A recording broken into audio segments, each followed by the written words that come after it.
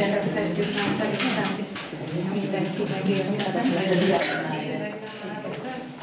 Jó, de próbálok úgy. Akkor már szerintem többet véget. Nem, ha megérkezik, akkor majd eltáját. Csatlakozik a végére. Nagy szeretettel és tisztelettel köszöntöm a megjelent vendégeket, a kuritáni származású Tányi Gabriella író-olvasó találkozóján. Néhány gondolatban megemlítem, hogy 2 évvel ezelőtt az alapítványunk hagyományápolás céljából Vissza a gyökerekhez, szülőfalunkhoz című projektet indított el, és projekt keretén belül került megrendezésre a mai író-olvasó találkozó. Hiszen az írónő, Tányi Gabriella, mondhatom ezután, hogy Gabika nekünk, kurityáni származású, ide kötődik, hisz a gyermekkorát itt élte, és szinte naponta, hetente itt láthatjuk az édesanyjánál és testvérénél a régi szülői házban. Édesanyja most nincs jelen, betegsége miatt nem tudott megjelenni, testvére Éva itt ül közöttünk, itt ülnek a család többi tagjai. Külön szeretettel köszöntöm Szabó Lucát. Ő a keresztlánya, kislány. Így van, majd megtanulom. A nővére unokája. Így van, nővére unokája. És külön tisztelettel köszöntöm minden előadót, akik a mai író-olvasó találkozót szívessé és csodálatossá fogja tenni. És üdvözlöm őket. Megtiszteltetés számunkra, hogy Gabika, az írónő és festőnő megtisztelt bennünket, és eljött hozzánk, és itt van velünk a Kurityáni Művelődési Házban, és új verses könyvét bemutatja számunkra. És ezt köszönöm neki. Azt hiszem, megérdemli, hogy büszkék is lehetünk rá. A munkását.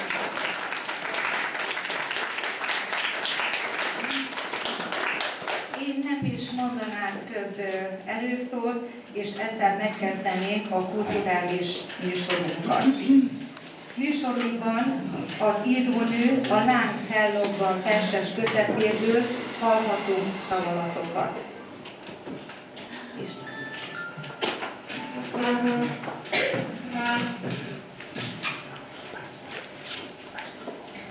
A lány fellobban. Bocsánat, helyesbítek. A lány ellobban.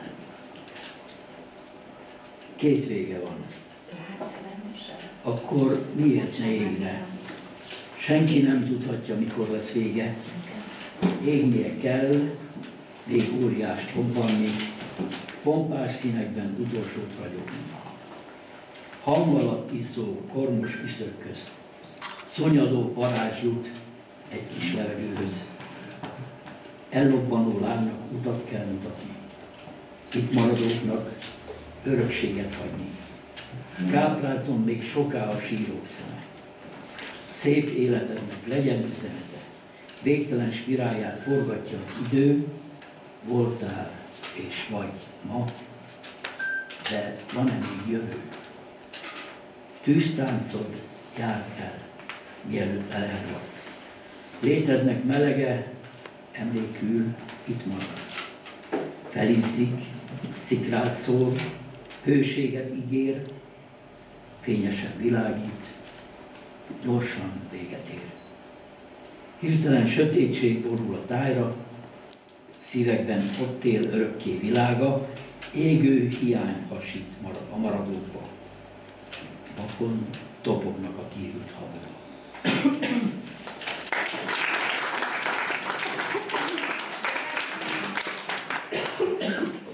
Szabó Luca fog nekünk szavalni.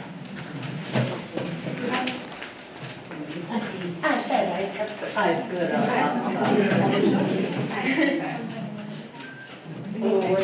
Léna. Régen Gabriella varázsló. Van egy titkos favoritom, repülök egy meselovon, csodalény egy kis paripa, ha akarom színét váltja. Varázslattal megszületett, égből kapott miniátet. Láthatatlan Tudatlan apró teste, ha elbújni támad kedve. Együtt hívunk nagy harcokat, terelgetünk ábrándokat. Más ne lassan zsebre vágom, ha lovagolni nem vágyom. Csöntintésre nagyra nő meg, úgy nyargat, hogy szinte lebeg. Gyorsabb, mint a repülőgép, szem nem látja, ahogyan lép. Olykor titkon útra kerülünk, jó kedvünkben énekelünk. Kék felhők közt én se látszom, a holdon varázskabátom. Tegnap voltunk Afrikában, szétnéztünk a Szaharában. Holnap újra útra kerül, névnapot Kínában ülünk. Kész a tervünk egész évre, kirándulunk hegytetőkre. Végső célunk Egyiptom lesz, forró homokba dagál.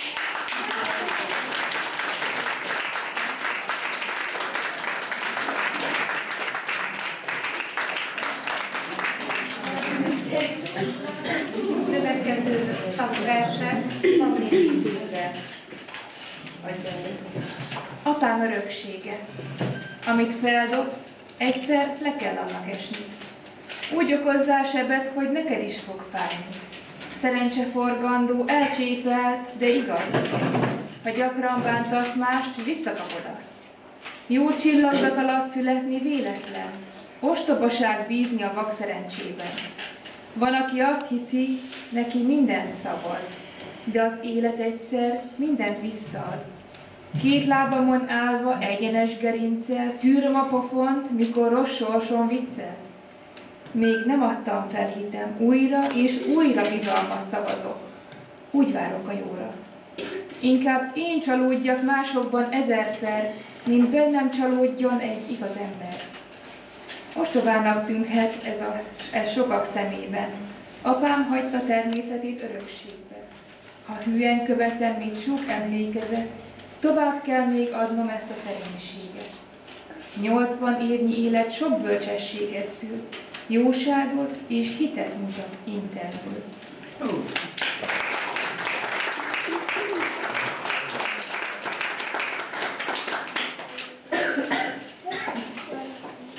A verses kötet a láng fellobban előszól. A láng, amikor fellobban, nem tudni mosolyt fakasztó melegséget hozzá, vagy éppen pusztítást okoz roppant erejével. Valami újnak a kezdete, varázsa, előle nem láthatóságában rejlik, és ugyanolyan sejtelmes a végső ellobbanás is. Amikor írott szövegé formálódik bármilyen élmény, és megszületik egy vers, az olyan, mint mérő felszakadó sóhaj, borzongása utáni nyugalom. A Láng ellobban című versemmel nyitom lelkem tárlatát, rimes sorokba öntve. A határtalan térben és múló időben életünk is csak egy lobbanás, és rajtunk múlik lángjunk miensége. Amíg gyermekek vagyunk, szüleink fénye a legtündöklőbb, később fiatal felnőttként, amikor a szerelem hívása engedve, közös tűzhely őreivé válunk. Kedvesünk ragyogása tölti be szívünk, aztán mindennél erősebb tűz teljesedik ki apró kezek érintés nyomán. Az anyaság olyan lánygyújtás, amitől csak a napnak sugárzása fényesebb. Hol lobog, hol pislákol, olykor izzik és szikrát szól, végül életünk végén ellobban. Könyvem túlnyomó része az utóbbi 5 év termése. Miután családunkba új életek érkeztek, majd édesapámtól örökre el kellett búcsúznunk, ez olyan érzelmi mélységek és magasságok hullámait indította el, ami által írásba kellett nemesednie a bennem szúnyadó emlékezet rezüléseit. Gyermekkori és fiatal felnőttkori versemből is hoztam párat, mert ott volt az út eleje, és lényemhez azok a gondolatok is mélyen hozzátartoznak. Néhány festményemmel próbálom keretebbé tenni írásai mondani valóját, mivel azt vallom, hogy a beszéd képiesítésre elsősorban a betű, ám ha a betű következtében megnyílik a lélek és a képzelet, amitől színek szöknek vászonra, azaz érzelmek magasabb szintre emelését segíti elő. Kedvenc témáim a mesék fantázia világa, gyakran állatfigurák vagy növények a hőseim. Könnyen azonosulok nem csak tárgyakkal és állatkákkal, hanem az emberek valós gondjaival is. Ismerőseim öröme vagy bánata, a környezetemben előforduló tragédiák mind hatással vannak rám. Ráhangolok a valamelyik résztvevőre, szinte átélem a történéseket és megverselem. A lángot őrzöm, tisztelet betöltve tovább is adtam belőle, és még sokáig szeretném sajátságos hangulatú írásaimmal élen tartani.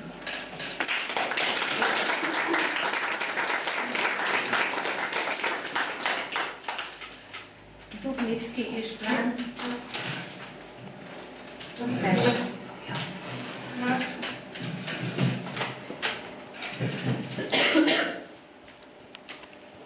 Mielőtt verseket fogunk mondani itt továbbiakban, két gondolatot mondanék még. A Kazinczy Klub, Kazinczy Arcikán egy ilyen műkedvelő versíróból áll. Gabriella, tagja ennek a Kazinczy Klubnak. És még vagyunk néhányan itt a köreinkben, hát itt is ül egy Deák Laci barátom, a kedves kollégina, aki mellettem verseket mond, és jó magam is. És én Gabikát 3 éve ismerem, és engem ezek a versek meglepetésszerűen értek. Azt a gyalázatosságot elkövettem, hogy amikor megkaptam a könyvet, akkor félretettem. Belenéztem, elolvastam 1-2. És most, hogy kénytelen voltam készülni erre a mai találkozóra, én felfedeztem, hála Istennek, felfedeztem azokat a gondolatokat, azokat a mély érzelmeket, tapasztalatokat, amiket ő hordoz magára. És most már nem szabadon fogom mondani a továbbiakat. Vagyunk néha így, akik nem csak írunk, csak úgy, hanem keressük az okot, az élet szépségének lényegét, a szívét. És persze úgy járunk, mint Fergünt a hagymával. Nem tudom, nem mindenki találkozott talán ezzel a művel. Ez Ibsennek egy hasonló színdarabja, mint Madácsnak az ember tragédiája. Az emberről szól. Az embernek a miért élünk című kérdéséről szól. És ez a Peer Gynt járt úgy, hogy élete vége felé elkezdte a hagymát szétszedni. És úgy járt, hogy nézte, hogy mi van benne. Aztán egymás után bontotta le a hagymának a héjait, és eljutott a közepére, és rájött, hogy nincs ott semmi. No hát, a hagymahéj közepén nincs semmi. Létünket így bogozzuk, ez az egyetlen versszerű valami, amit én követtem el.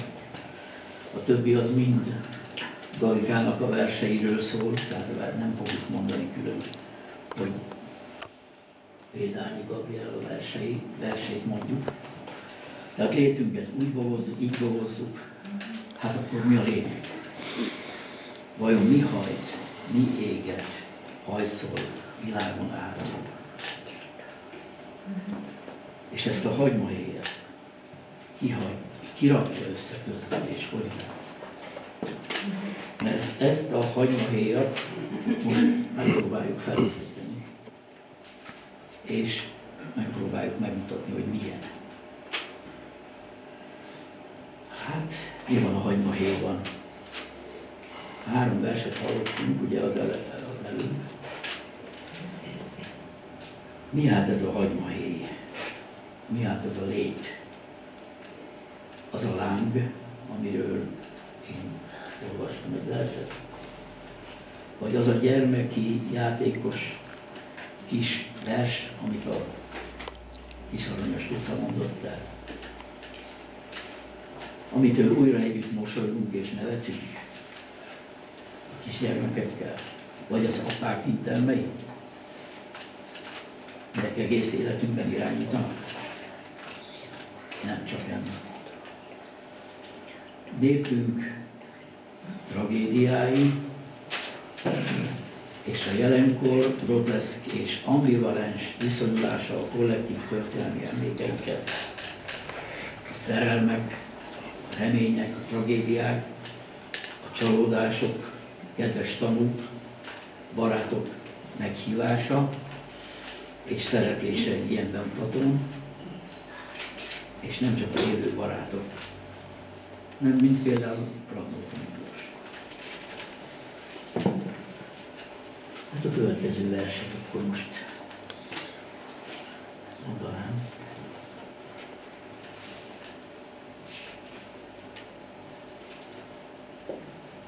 Igen. Mohi csata emlékére. Változnak az értékrendek. Mások lettek itt a trendek. Új eszmékhez új hős dukál. Ócska szobor a földre száll. Minden harcnak nagy ára van. Mély szegénység magyar honban. Nem is érti, fel sem fogja. Iskolában hogy tanulta? Sajnos gyengül ez a nemzet, gyereket már alig nemzett, egyre csak fogy népességünk, pedig piros még a vérünk. Sok hősünket megdaloltak, hőstettükről verset írtak, szobrot kaptak, jelképeket, most málnak az emlékművek. Fontos volt még néhány éve. Sok pénz lett így beleölve, ma már szemét és rompalmaz. Az idő már nem irgalmaz.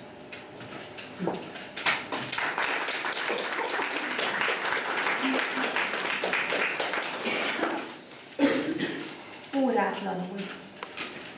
Akarok én neked langyos szellő lenni, harmatos hajnalon homlokon csókolni. Csörgő óra hangja nem illik szobádba, jobb ébredő csóktól egymás karjába. Álomittas szemed lassan rám emeled, alig hiszem el, hogy itt aludtam veled. Békés szuszogásod megnyugtatta szívem, összes félelmemet rögtön elfeledtem. Mit adott az éjjel vajon a számodra? Tudom, többre vágytál, mint egy szép kalandra. Hozott-e két karom oltalmat lelkednek, békét és új reményt lázadó szívednek? Akarok én neked langyos szellő lenni, forró nyári estén enyhülés lenni, édes álmot szórni záródó pilládra, óvni, ne zavarjon a holdnak sugára.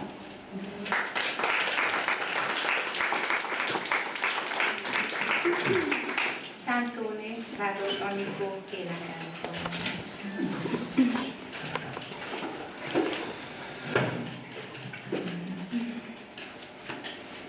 Rögtelő szemmel ülök a fényben, rózsafa ugrik át a sövényen, ugrik a fény is, gyűlik a felleg, surran a villám, s már feles feleselget.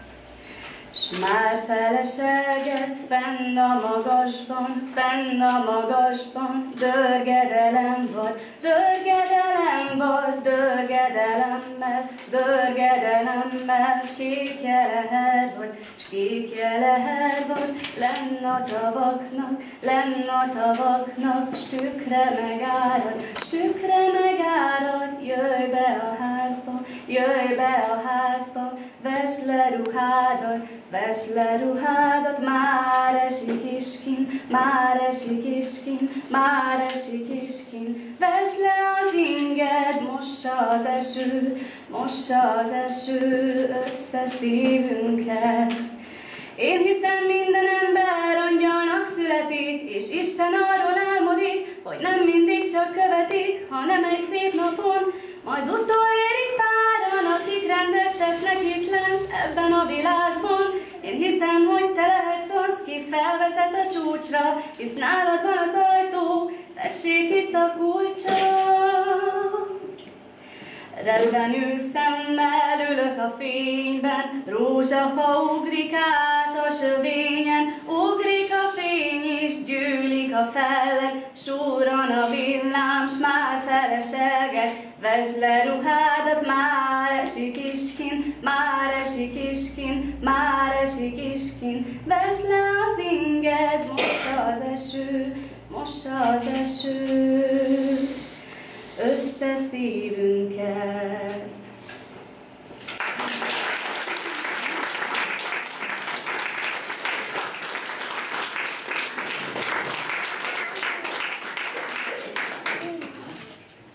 Nem ismertem Radnótinak ezt a versét, igen, és nagyon örömmel hallottam, de ezt a feldolgozását, ennek a dalos feldolgozását én nem örültem. Míg rendre felfejtjük a hagyományokat, igazi kincsekre bukkanunk, meleg takaróra, mosolygó álmokra, sólyomszárnyú repülésre. És megidézzük dalban a legnagyobb költőket is.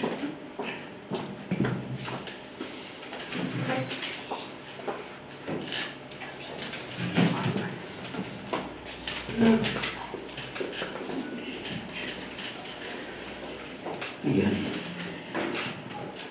Kincs.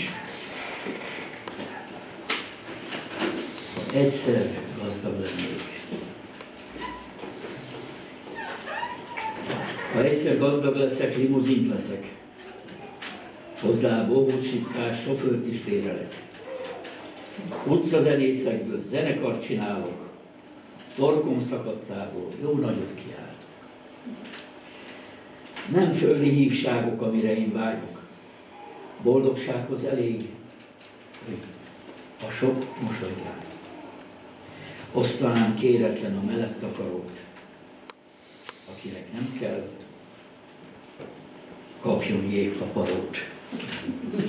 Királynője lennék meseországomnak, színes kötfelhőben álmok sziklázzanak.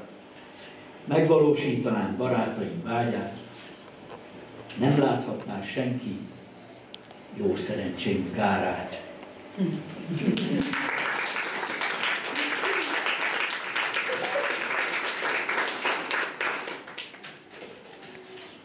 Delfin és a sólyom. Dobva szürke valóságom, létezik egy színes álmom. Képzeletnek puha szárnyán elrepültem sólyom hátán. Varázserő elővettem, aprócskává tettem testem. Leszállt hozzám nyári éjjel, hátára emelt csőrűvel. Régen bírom barátságát, ápoltam a törött szárnyát. Meggyógyulva azt ígérte, hálás lesz majd egyszer érte. Szabán fogtam szárnyasomat, így szereztem hűtársamat. Delfint én még sosem láttam, vele úszni nagyon vártam. Elegánsan emelkedtünk, felhők felett elrepültünk. Langyos szellő simogatott, meleg hajnal hasadozott. Mire felkelt a déli nap, elértük a vízpartokat. Fényes hátulját már erre, ezért mindenki ismerte. Vár már minket Delfin Peti, hogy tanítson engem úszni. Sólyomszányról lecsusszantam, és már is a vízben voltam. Mire tényleg megijedtem, már delfin hátán ügettem. Mintha nem is volna testem, úszás nélkül úgy lebegtem. Micsoda nep ez a mai, tudtam úszni és szárnyalni. Lefelszeltük a kék habot, közben jó nagyot kacagott. Körben a sok delfin kerget, bukfencezve vígan minket. Szép volt, jó volt, hamar eltelt, ők sem láttak eddig embert. Köszönjünk el, szólt a sólyom, hátán sikerült landolnom. Felszegte a büszke fejét, gyorsan repült hegyek felé. Sok élményben elfáradtam, tolla között megaludtam. Mikor, hogyan értünk haza, ez már bizony az ő titka. Másnap reggel, mikor keltem, álmaimat nem értettem. Éreztem még a lebegést, két karomban vízviselgést. Tollas száz, tollas szoknyám, vizes cipőm. Nem álmodtam, úsztam felhőn.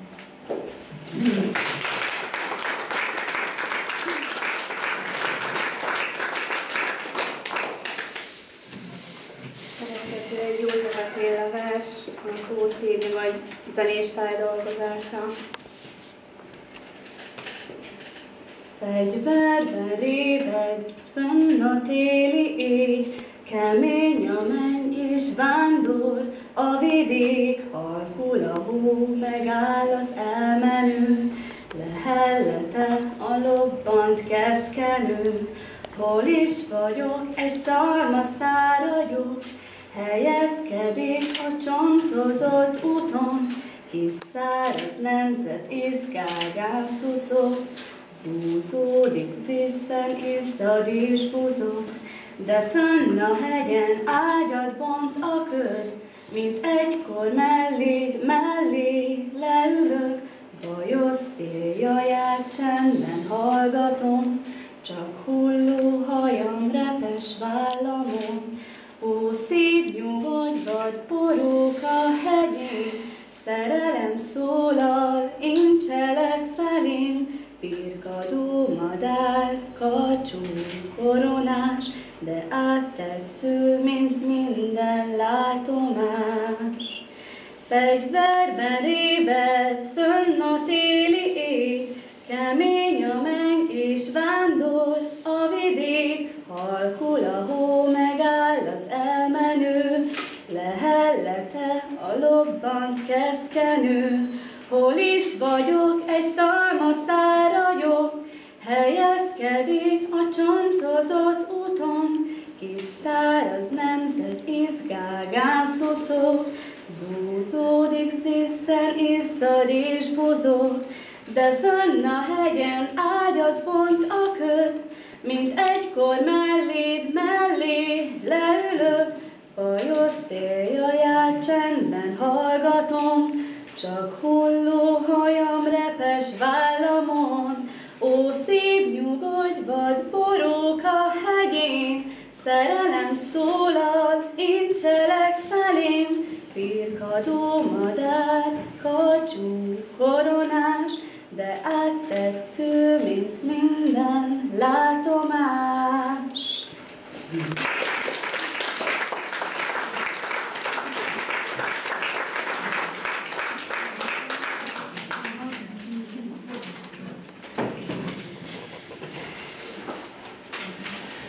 És mert világunk mindig visszazuhan alantasabb állapotába, megjelenik az esendő, magára hagyott zsákos ember, a csalafint, a szerelem is az emberi kapcsolatokban.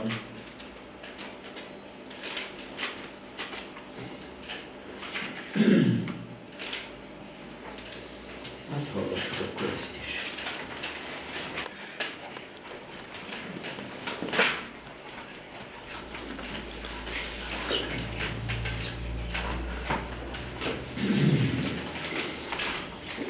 Zsákos ember. Hajléktalan vállán Szürke kukásszák, benne üres fakonok és hiú ábrán. Bódult fejjel, kába tudattal tervel, mihez is kezdjen ma reggel. Munkát vágyna, jövedelmet, dolgozna és művelne kertet. Ám szürke zsákján csillan a nap, és álomképe után hiába kap. Egyszerű lesz mára a vágya, kerüljön némi ital a pohárba. Mindegy, hogy mi az, csak butítson, tompítson a fájdalmakon. Kitaszítva és lenézve kukádásnak nincsen vére. Tapossa a sörös dobozt, területért harcol, morog, küzdelme mára is csak pusztító öröm, ha nincs ital,